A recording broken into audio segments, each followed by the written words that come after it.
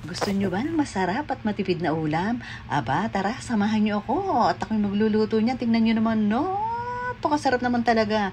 Kailangan po natin ng chicken na walang balat. Tanggalan nyo po ng balat. Meron naman po nabibiling wala ng balat. Kung gusto nyo po, picho, itong meron ako dito, kaya yan ang ginawa ko. Ang dami kong niluto niyan, 2 kilo. Paborito yan ng aking mga anak at ng asawa ko. Ayun, pag may ganun taba, alisin ninyo. At hindi po yun maganda sa ating kalusugan. Kaya tanggalin nyo ang taba. Ayun, kailangan po meron tubig. Naglagay ako ng konting asin. Naglagay ako ng paminta ko, 1 dawakmak na paminta. Ako'y mapamintang magluto at naglagay ako ng laurel.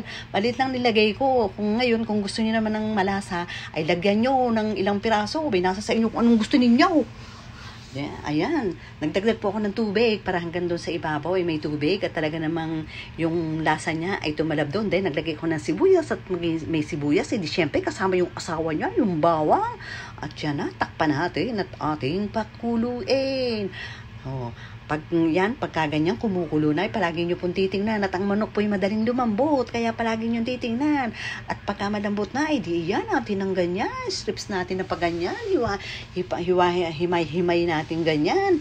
Ngayon, kung gusto kayo may nagmamadali, tinatamad kayo, kamayin ninyo, pero siguraduhin yung malinis ang inyong kamay, ha? Baka naman mami galing sa CR kayo naghimay niyan, nabay wag ganon. Kailangan po'y malinis ang kamay, ayan.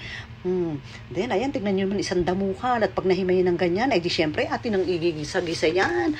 Meron po ako dyan bawang, meron ako dyan luya, at meron akong sibuyas. At syempre, magigisa, di syempre, kailangan ng kawali, aba? At saka mantika, di syempre, magigisa nga, alam nga naman, walang mantika, di pag walang mantika, di yan inilaga.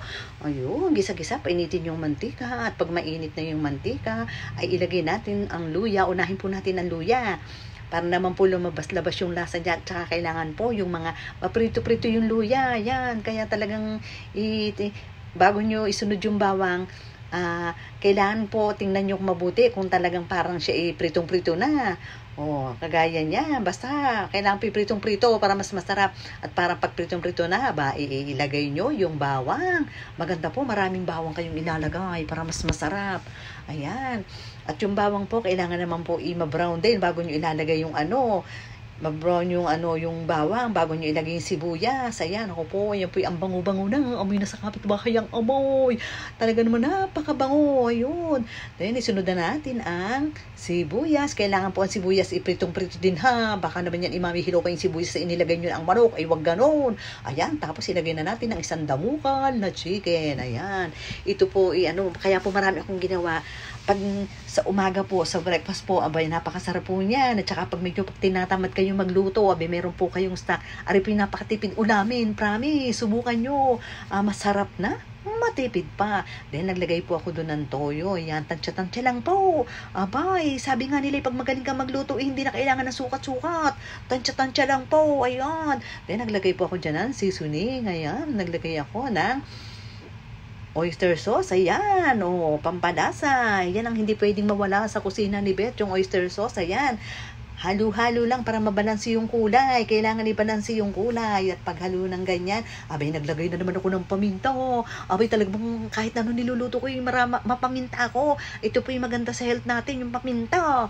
Opo. And then, naglagay po ako ng konting toyo at parang medyo maputla pa. Tsaka tinikman ko, wala pa naman lasa. Di nagdagdag ako ng toyo para medyo gumanda yung kulay niya. Tingnan nyo, ang ganda ng kulay niya, di ba? Then, naglagay ako ng konting suka.